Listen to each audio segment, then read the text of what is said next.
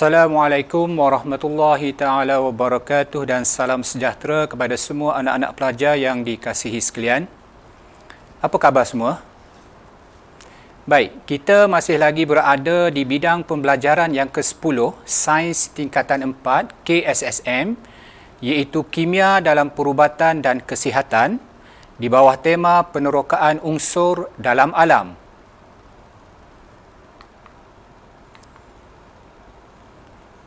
Dalam siri yang lepas, anak-anak pelajar telah mempelajari standard kandungan 10.1 dan standard kandungan 10.2. Untuk siri pada kali ini, saya Cikgu Mazlan bin Mehadin daripada SMK Panji, Kota Baru, Kelantan akan memfokuskan standard kandungan 10.3 iaitu bahan antioksidan dan seterusnya melengkapkan bidang pembelajaran yang ke-10 dengan standard kandungan 10.4 iaitu produk kesihatan. 10.3 bahan antioksidan. Okey, sama-sama kita perhatikan standard pembelajaran untuk 10.3. Yang pertama, memerihalkan bahan antioksidan. Yang kedua, menerangkan tindakan bahan antioksidan ke atas radikal bebas. Dan yang ketiga, menjalankan eksperimen untuk mengkaji faktor-faktor yang mempengaruhi pengoksidaan makanan. Jom kita mulakan. Standard pembelajaran yang pertama, memerihalkan bahan antioksidan. Baik, cikgu cukup yakin yang anak-anak pelajar pernah mendengar kenyataan sebegini. Engkau makanlah makanan tu, kandungan antioksidannya tinggi, baik untuk kesihatan kita. So, kata kuncinya di sini adalah bahan antioksidan baik untuk kesihatan. Baik, sebelum itu, masihkah anak-anak pelajar ingat tentang standard kandungan 10.2? Radikal bebas. Ada yang ingat? Masih ada yang lupa? Baik, cikgu akan ambil masa sedikit untuk mengulang kaji tentang radikal bebas. Radikal bebas adalah atom ataupun molekul yang tidak stabil ataupun molekul atau atom yang reaktif, ekoran daripada proses pengoksidaan yang berlaku secara semula jadi di dalam badan. Proses ini akan berbentuk berantai. Ini bermaksud bahawa radikal bebas makin lama semakin bertambah dalam badan kita. Dan kita ketahui bahawa radikal bebas adalah penyumbang kepada pelbagai masalah kesihatan ataupun penyakit dalam badan kita. Radikal bebas bertindak merosakkan struktur DNA untuk membentuk bahan karsinogenik yang menyumbang kepada mutasi dan kanser. Selain daripada itu, radikal bebas juga boleh menyebabkan masalah kardiovaskular, ketidaksuburan, masalah pada hati, ginjal, penuaan awal dan rambut beruban pada usia muda. Baik, kita mulakan perkataan antioksidan. Cikgu akan pecahkan kepada dua patah perkataan iaitu anti dan juga oksidan. Perkataan anti bermaksud berlawanan ataupun bertindak menentang. Sementara perkataan oksidan merujuk kepada proses pengoksidaan di mana atom ataupun molekul hilang elektron untuk membentuk radikal bebas. Oleh itu, bahan antioksidan boleh didefinisikan sebagai bahan yang berfungsi untuk melambatkan dan yang lebih penting lagi adalah untuk menghentikan proses pengoksidaan di dalam badan. Baik. Sekarang kita telah tahu bahawa pentingnya bahan antioksidan untuk badan kita. Persoalannya sekarang adalah apakah sumber-sumber yang boleh membekalkan bahan antioksidan kepada badan kita? Terdapat dua sumber ya. Yang pertama melalui proses endogen, iaitu bahan antioksidan dihasilkan sendiri oleh badan. Cuma keupayaan penghasilan bahan antioksidan akan semakin berkurang apabila usia semakin meningkat. Mahu tidak mahu, kita perlu ada sumber alternatif ataupun sumber pilihan, iaitu melalui kaedah eksogen. di mana bahan antioksidan dibekalkan daripada makanan yang kita ambil dalam diet seharian. Baik, cikgu akan senaraikan 5 jenis nutrien yang kaya dengan bahan antioksidan dan juga contoh makanan yang membekalkan nutrien-nutrien ini. Baik, yang pertama, beta-karotina. Beta-karotina terdapat di dalam makanan yang berwarna merah, contohnya lobak merah, mangga dan keledek. Yang kedua, lutein. Lutein boleh didapati dalam sayuran yang berwarna hijau. Contoh bayam, kubis, brokoli. Yang ketiga, lycopene. Kalau kita lihat pada paparan ini, sumber makanan yang terpapar ini adalah yang biasa kita ambil dalam diet seharian kita. Di mana lycopene kaya di dalam buah seperti buah betik, jambu batu, tembikai, tomato, apricot, limau gedang dan oren. Baik, yang keempat, vitamin C ataupun asid askorbik. Kita biasa dengan istilah vitamin C. Ada di antara anak-anak pelajar yang juga mengambil vitamin C dalam bentuk suplemen yang didapati di farmasi-farmasi. Baik, ini adalah beberapa contoh makanan yang kaya dengan vitamin C. Contohnya buah sitrus, payam, brokoli, lemon, kiwi, lada hijau, biji ren. Suka diingatkan di sini, biji ren yang kita makan juga kaya dengan vitamin C, ya. Okey, seterusnya cranberry, kubis dan strawberry. Baik, yang terakhir, yang kelima, vitamin E. Vitamin E kaya dalam minyak tumbuhan yang kita gunakan untuk memasak. Baik, antara contohnya adalah minyak kelapa sawit, minyak jagung, minyak germa gandum, minyak kacang soya, produk-produk kekacang, apricot, brokoli dan juga mangga. Macam mana anak-anak pelajar sekalian? Ingat tak? Baik, cikgu ulang sekali lagi 5 jenis nutrien yang kaya dengan bahan antioksidan. Yang pertama adalah beta-karotina, yang kedua lutein, yang ketiga lycopene, yang keempat vitamin C ataupun asid askorbik dan yang kelima vitamin E ataupun alpha-tocopherol. Okey, baik, boleh kita teruskan dengan standard pembelajaran yang kedua? Okey, nampaknya masih bersemangat. Okey. Menerangkan tindakan bahan antioksidan ke atas radikal bebas.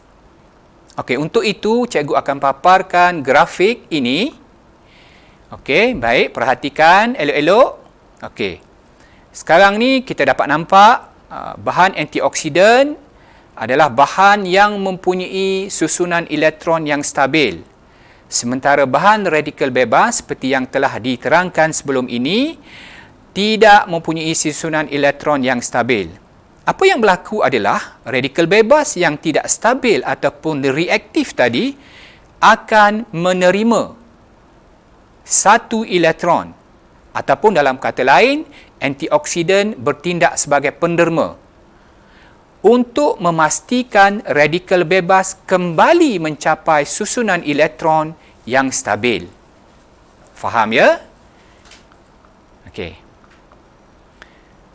Baik. Sebelum kita teruskan ke standard pembelajaran yang 3, kita santai dulu. Okey. Perhatikan pisang yang cikgu pegang ni. Baik. Okey, boleh nampak, ya? Baik. Pada pendapat anak-anak pelajar sekalian, apakah yang menyebabkan permukaan luar ataupun kulit pisang ini bertukar menjadi perang kehitaman? Baik, ada yang mengatakan bahawa pisang itu telah rosak. Ada yang mengatakan bahawa bakteria telah bertindak ke atas pisang tersebut. Ada yang menyebut istilah pengoksidaan. Ya, bagus. Apa yang berlaku di sini adalah pisang ini telah mengalami proses pengoksidaan yang menyebabkan kulit ataupun permukaan luarnya bertukar menjadi perang kehitaman. Baik, untuk standard pembelajaran yang ketiga, kita akan menjalankan eksperimen untuk mengkaji faktor-faktor yang mempengaruhi pengoksidaan makanan. Okey, dah bersedia? Okey. Ini adalah susunan radas untuk mengkaji faktor-faktor yang mempengaruhi pengoksidaan makanan. Baik, cikgu akan menyediakan 5 set bika di mana bika yang pertama tidak diletakkan apa-apa larutan ataupun bika A, bika B dimasukkan larutan gula, bika C dimasukkan larutan garam, bika D dimasukkan jus lemon dan yang terakhir bika E dimasukkan larutan natrium bikarbonat. Selepas itu, cikgu akan masukkan potongan buah apel ke dalam setiap bikar tersebut.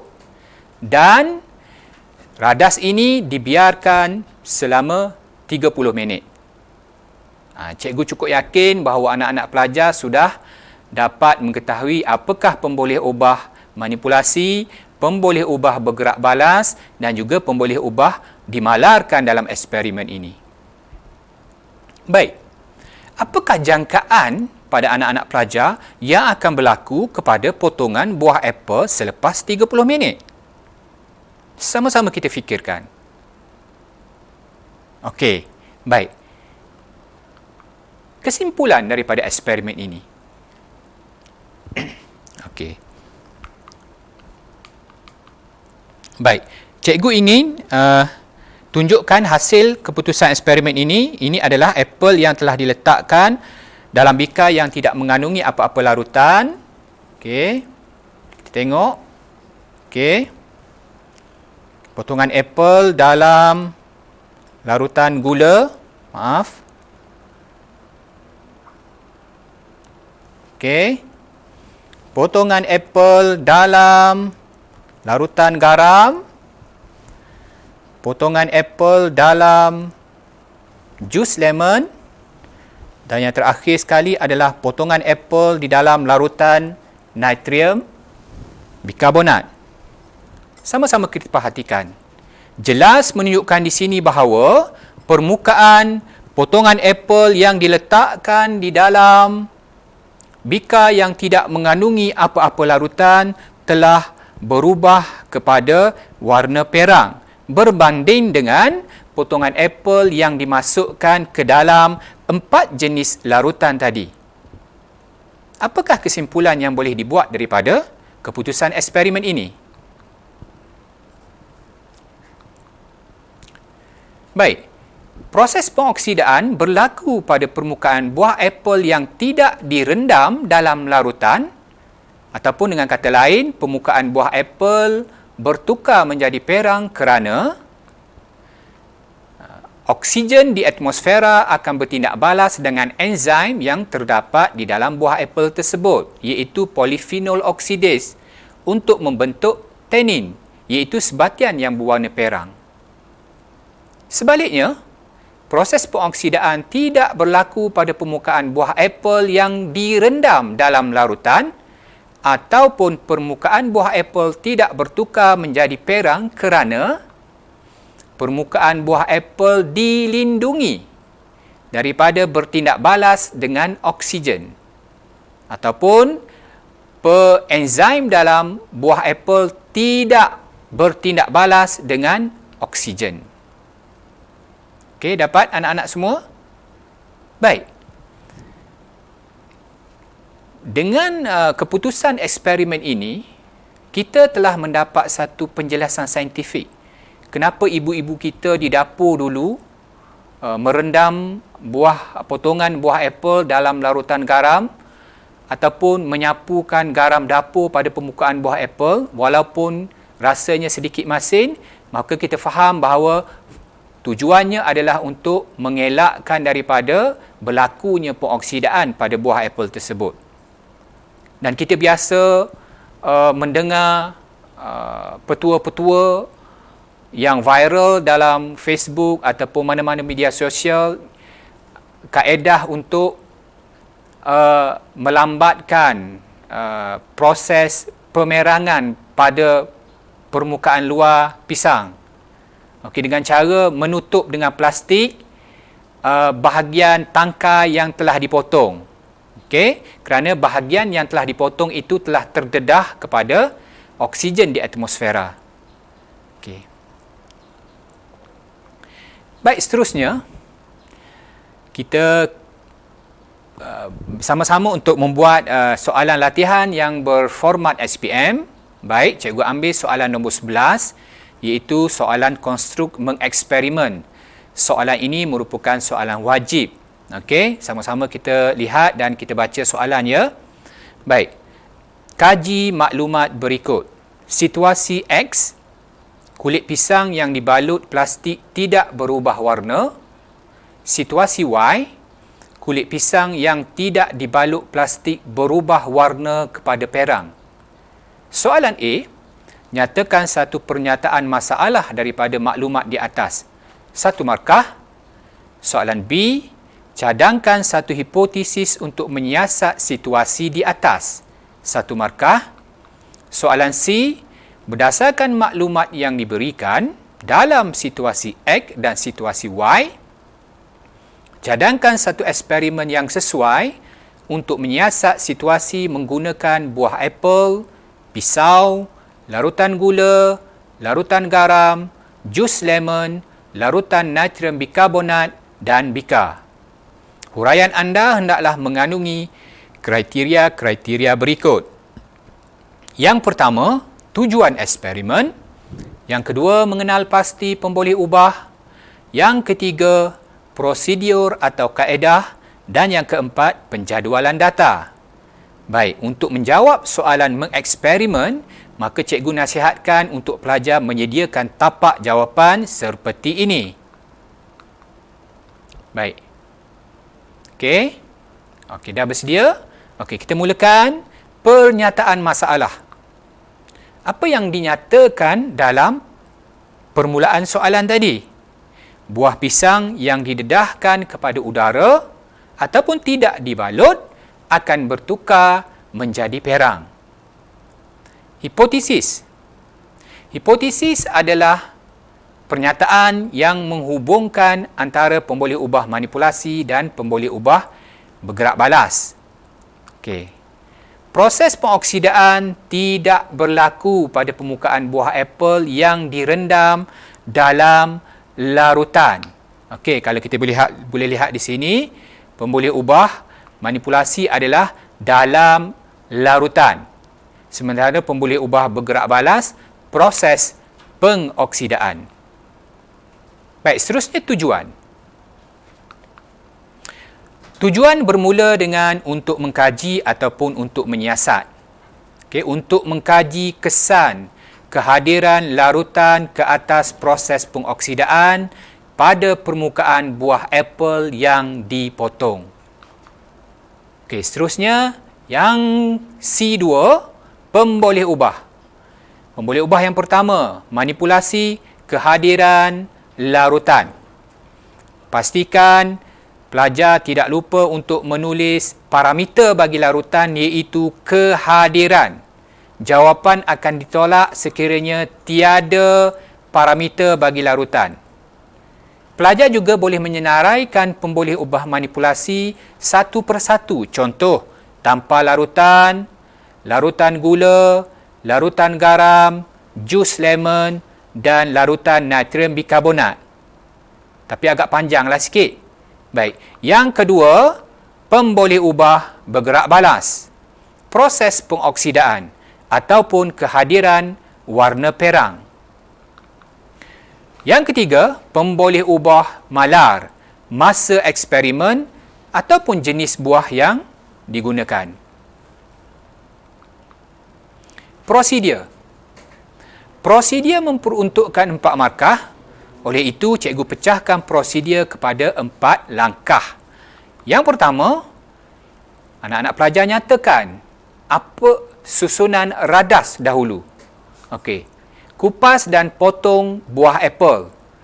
Okey, langkah yang pertama, anak-anak pelajar tidak memulakan eksperimen lagi, hanya susunan bahan dan radas. Okey. Yang kedua, anak-anak pelajar sebut bagaimana anak-anak pelajar memulakan eksperimen ini.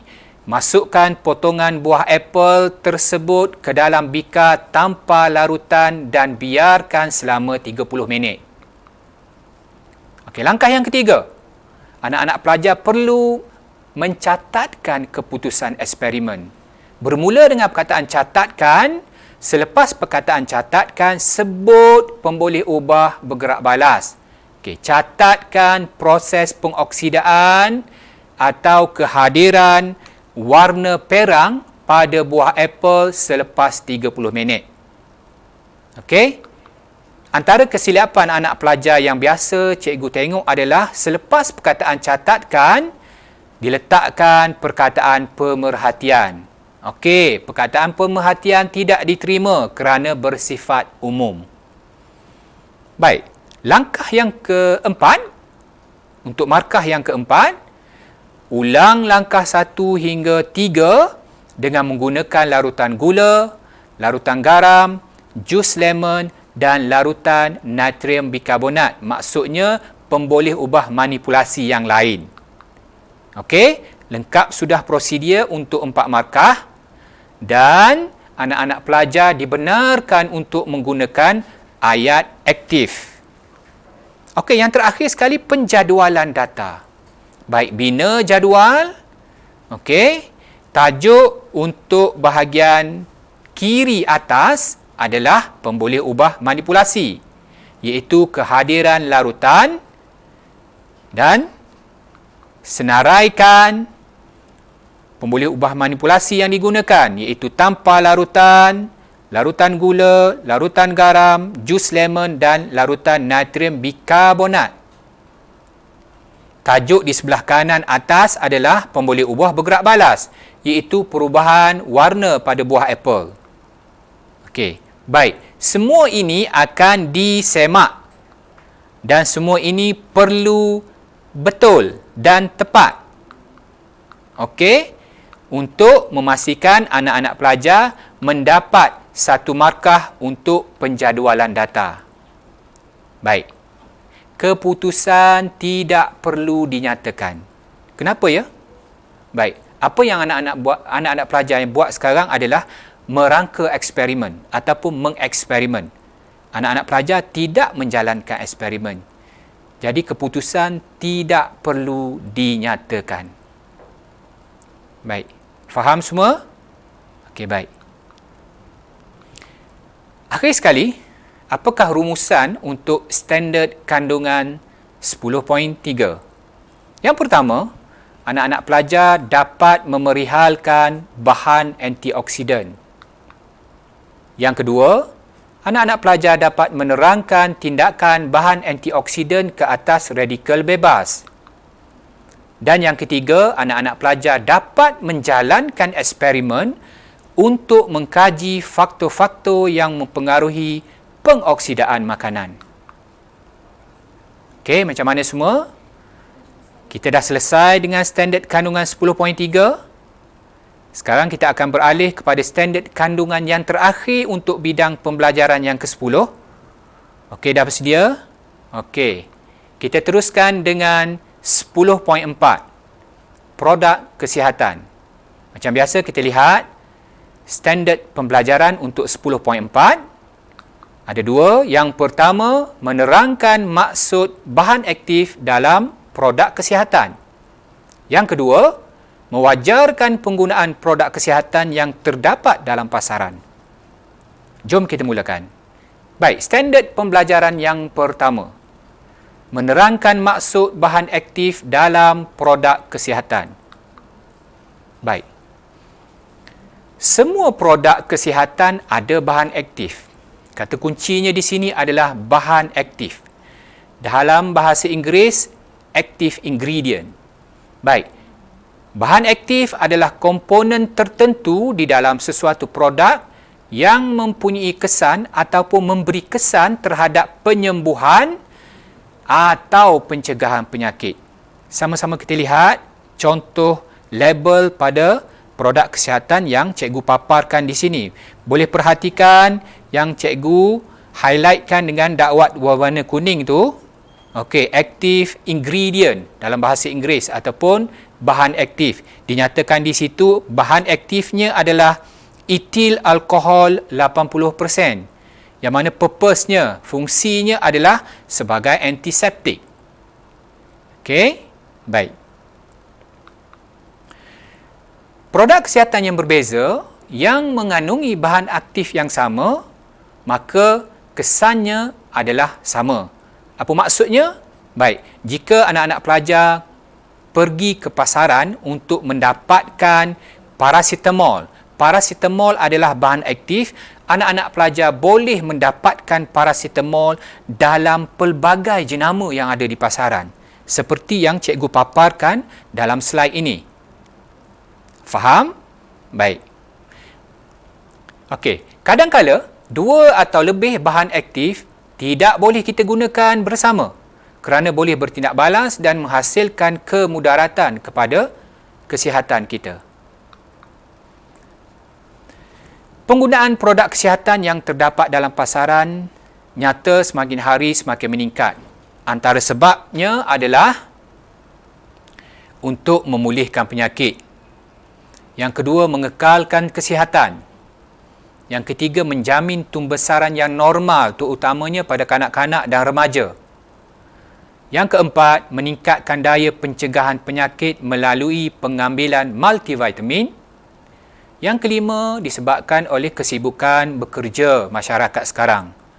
Dan yang terakhir, kita juga dapati bahawa pemakanan yang diambil oleh masyarakat sekarang tidak seimbang. Mungkin disebabkan oleh faktor yang kelima, iaitu kesibukan bekerja. Apakah keperluan kita dalam penggunaan produk kesihatan yang banyak terdapat di pasaran sekarang? Okey, pro and kontra. Ramai yang mengatakan pandangan dari sudut positif, perlu menggunakan produk kesihatan. Tetapi sebelum membeli ataupun mengguna produk kesihatan itu, pastikan kita mendapat nasihat doktor perubatan. Dan yang kedua, kita menyemak label terlebih dahulu sebelum membeli ataupun menggunakannya. Okey, boleh? Okey, macam biasa kita akan cikgu akan dedahkan kepada anak-anak pelajar soalan berformat SPM. Okey, soalan yang berada di section C ataupun section B SPM kertas 2. Ini soalan berformat pengetahuan dan pemahaman. Baik, sama-sama kita lihat dan kita baca. Rajah di bawah menunjukkan satu produk kesihatan. Okey, diberi situ. Soalan A, namakan produk kesihatan yang ditunjukkan. Okey, jenama dia ya. Baik, kita nampak di situ vitamin C. Okey. Soalan B, namakan bahan aktif yang terdapat pada produk kesihatan tersebut. Okey. Okey, kita dapati di situ bahan aktif adalah vitamin C. Okey. Soalan yang seterusnya, berikan 3 fungsi produk kesihatan tersebut. Ini pengetahuan ya. Baik. Pertama, membina sistem pertahanan ataupun imunisasi badan. Yang kedua, okey, kita masih ingat lagi, vitamin C adalah salah satu contoh bahan antioksidan. Dan yang ketiga adalah untuk kesihatan kulit. Okey, anak-anak pelajar sekalian, kita dah berada di penghujung sesi kita pada kali ini. Okey, sebelum cikgu tutup, sama-sama kita lihat rumusan untuk standard kandungan 10.4. Okey, yang pertama, anak-anak pelajar dapat menerangkan maksud bahan aktif dalam produk kesihatan. Yang kedua, anak-anak pelajar dapat mewajarkan penggunaan produk kesihatan yang terdapat di pasaran. Okey, boleh semua? Okey, sekarang kita dah selesai untuk standard kandungan 10.3 dan 10.4. Sehingga kita berjumpa untuk sesi yang akan datang. Apa yang dapat cikgu nasihatkan, teruskan belajar terus membaca kerana sains is about membaca untuk mendapat fakta-fakta yang terlalu banyak. Okey, untuk itu cikgu tutup sesi kita pada kali ini dengan lafaz bismillahirrahmanirrahim. Assalamualaikum warahmatullahi taala wabarakatuh.